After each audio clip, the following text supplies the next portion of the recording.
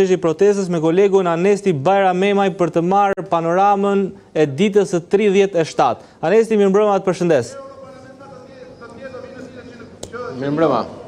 Anesti, çfarë sjell kjo ditë e 37? Çfarë ka mbetur nga shtuna e protestës? Është një protestë e ngjashme me 36 ditët e tjera, ku ka nisur me grumbullimin të Shes Skënderbeje, mëtej marshimin drejt kryeministrisë, ku tashmë ka nisur edhe fjalimet e kësaj proteste. Janë të njëjtat fjalime apo të njëjtat kërkesa që artikulohen edhe në këtë ditë, por protestuesit vlerësojnë apo veçojnë mbështetjen që po marrin dita ditës nga ndërkombëtarët. Pas eurodeputetëve, tashmë kongresmenë amerikanë kanë kthyer syt nga Shqipëria pas kësaj proteste dhe referohen deklaratës kongresmenit amerikan, i cili ka kërkuar që në Kongresin Amerikan të ketë një hetim për lidhjet e Edi Ramës me krimin. Sipas protestuesve, kjo protestë po jep frutet e saj, por do duhet që të qëndrojnë, kanë përshtypur dhe thirrjen që kjo protestë nuk do të ketë pushim, do të jetë gjatë gjithë verës dhe kërkojnë qytetarët që të kenë mbështetje sa më të madhe ndaj kësaj proteste. Ka ndryshuar ndopak atmosfera apo është e njëjta atmosferë? Ti prej 37 ditësh tashmë thuaj se ke qenë në atë shesh edhe me syrin tënd gazetaresk, po thuaj se identifikon edhe protestuesit madje. Ka pasur luhatje protesta, nuk është e njëjta nga dita në ditë, edhe protestuesit tashmë ka ndryshuar disi, nuk është më vetëm pjesa e rinisë ajo që del në proteste, Gen Z siç është quajtur, por tashmë ka qytetarë nga gjitha grup moshat. Edhe ditën e sotme është një protestë që përfaqëson të gjitha shtresat të shoqërisë, të gjitha grup moshat.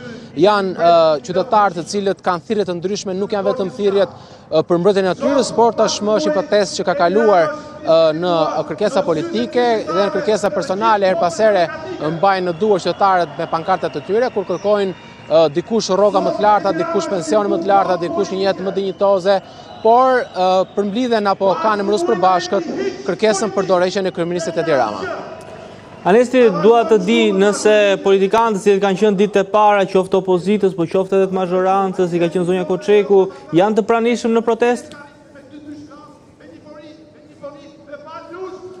Kam vëzhguar në këto minuta këtë protestë dhe rezulton se vetëm përfaqësues të ndryshëm të opozitës ndodhen në shesh, ndërkohë zonja Koçeku ka qenë e pranishme vetëm në protestën barkombëtare të 20 qershorit, ditët e para kur ajo nisi shkëputjen nga Partia Socialiste, ndërkohë nuk është parë më në sheshin e protestës, por e ka mbështetur këtë protestë në media sociale, duke qenë edhe pranishme në një takim në Parlamentin Evropian ku ka folur për protestën dhe për kërkesat e protestuesve. Nga ana tjetër, përfaqësues të ndryshëm Partisë Demokratike ndodhen çdo ditë në sheshin para kryeministrisë dhe ka nga ata që kanë qenë edhe në marshimin që qytetarët zhvillojnë çdo mbrëmje ku kanë pasur destinacione të ndryshme, ku ditët e fundit ka qenë komisariati numër 3 destinacioni për të kërkuar lirimin e protestuesve të arrestuar, që tashmë pjesa më e madhe e tyre janë të lirë dhe pa mas sigurie.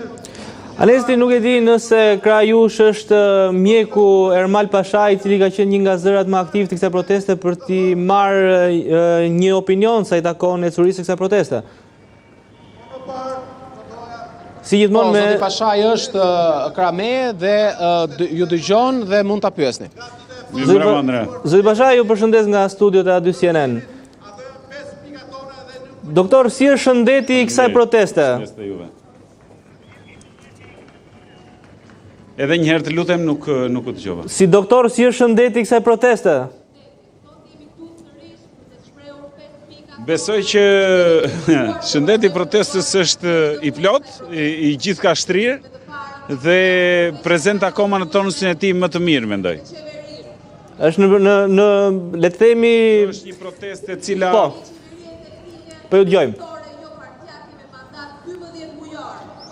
Kjo është një protestë e cila po ushqehet nga ato vlera të qytetarisë dhe të kërkesës plotësimit të nevojave tona të legjitimuara, të cilat për fatin e keq, duke dashur ta kalojmë pak në kontekstin e ironisë, ne duhet jemi falë çfarë do lloj lëvizje të politikës shqiptare e cila nuk po jep atë kontributin që duhet jepte për t'i plotësuar këto kërkesa, të cilat po përshëndeten nga europianët ditë në ditë.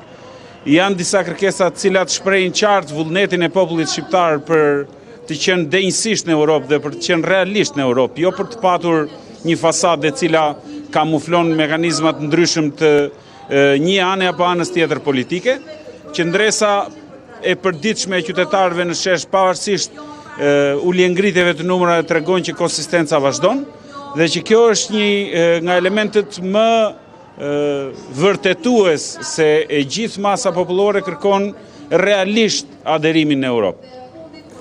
Doktor, rezistenca vazhdon, si shtat ju, cila është receta që ju e shihni si më eficientën për suksesin e kësaj proteste?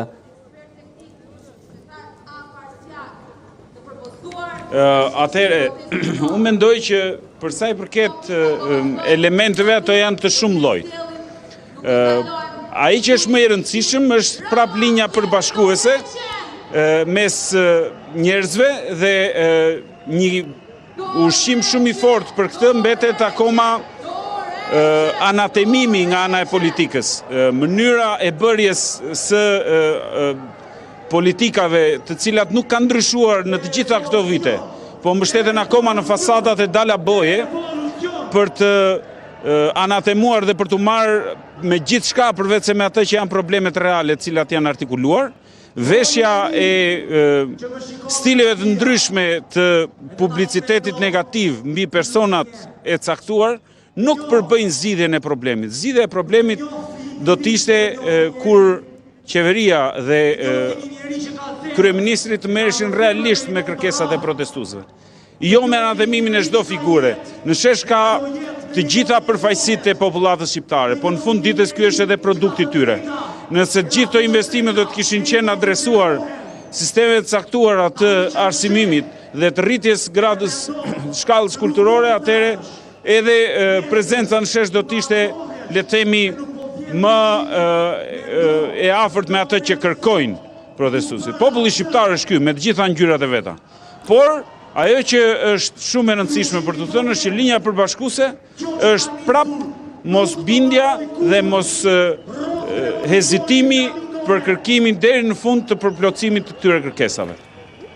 Doktor, ka pasur një grup nismëtar që është mbledhur një takim të ashtu quajturin Kuvendin Kombëtar i Protestës. Keni qenë i ftuar, jeni interesuar për të, cila le të themi është domethënia e këtij organizimi?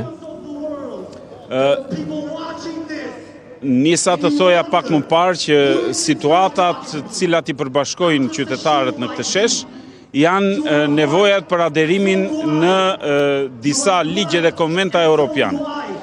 Të tilla lloj fenomenesh janë fenomene të cilat kalojnë absolutisht nëpërmjet institucioneve. Sigurisht të gjithë kanë të drejtën të mblidhen dhe të krijojnë le të themi strategjitë për mbrojtjen e protestës, po ama grupimet të caktuara nuk janë gjithë përfshirëse në sensin sepse nuk vinë nga një zgjedhje. Dhe mendoj që gjithë secili këtu ka të drejtën të mlidhet, të diskutojë, të krijojë ide, po nuk besoj që kjo pjesë le të themi është përfaqësuese legjitimuar e protestës dhe të tilla lloj fenomenesh lën kohën që gjejnë. Që do të thotë ne nuk kemi këtu për të krijuar situata paralele të pa mbështetura në popull, të pa zgjedhura nga vullneti i popullit. Do të kishte qenë shumë e udhës nëse këto element do të ishin zgjidhur brenda parlamentit, pasi do të mjaftonte sipas kushteve që përcakton dhe detajon kushtetuta, që do të mjaftonte rreth 28 numra të Kuvendit Popullor, të cilat do të konfirmonin mundësinë e dëgjesës popullore për të krijuar një referendum, dhe atëherë nuk do të kishte nevojë për krijimin e kuvendeve të tjera apo mënyra të tjera organizative, cilat tentojnë të ruajnë protestën e kështu. Për sa i përket pjesëmarrjes time në to, unë nuk kam qenë pjesëmarrës, po kjo nuk do të thotë që unë dhe çdo qytetar tjetër se ka drejtën të qëndrojë në shesh dhe të vazhdojë të bëjë kërkesat e tij në mënyrë legjitime. Doktor, shihni elemente shqetësuese në protest, ditën e shtunë, ditën e enjte, pat elemente të tilla të cilat mendoni se mund të jenë edhe të ndërfutur si një lloj provokimi për të dëmtuar mesazhin e protestës? Ajo që dua të vlerësoj shumë dhe të nënvizoj është fakti që unë si qytetar distancohem absolutisht nga elementet e dhunës dhe çka është shumë e rëndësishme është që të kuptojmë që në më shumë se 30 ditë kjo protest nuk pati as më të voglin incident dhe këto shfaqje të dhunës mund t'i atashohen ndoshta edhe lodhjes, po besoj që edhe fenomenet tjera të lëvizjes politike, cilat mori kryeministri për të prekur më shumë dhe ndoshta për të influencuar protestën, e kam bërë atë që të krijojë edhe tensione dhe incidente cilat sigurisht nuk janë të bukura për të parë. Ama vlerësimet e reagimit qytetar me vezë dhe me brohoritje janë elemente absolutisht qytetar dhe unë nuk shoh asnjë gjë të keqe në to. Sigurisht populli ka prezencë thash të shumë lloj dhe gjithsecili nuk i orienton dot të gjitha, por do të mjaftonte një zgjidhje brenda parlamentit për të shmangur atë mënyrën e vjetër të politik bërjes, duke i kërkuar ndjes edhe klanit që mbështet kryeministrin, cilët i kemi prishur Terezin me memet dhe me prishjen e algoritmit, i kemi prishur atin që e solli nga vendet tropikale dhe e solli përsëri në Shqipëri për të aplikuar po të njëjtat politika të le të themi të publicitetit të kalbur, ta kishin harxuar këtë energji për të zgjidhur këto probleme brenda parlamentit, atëherë mendoj që edhe protesta do të merrte një zgjidhje shumë më paqësore dhe shumë europiane siç i ka hije. Ermal Bashajt falenderoj. Shumë faleminderit edhe Anesi Bajramemi për lidhjen korrekte dhe të drejtë për drejtë nga bulevardi Dëshmorët e Kombit. Faleminderit.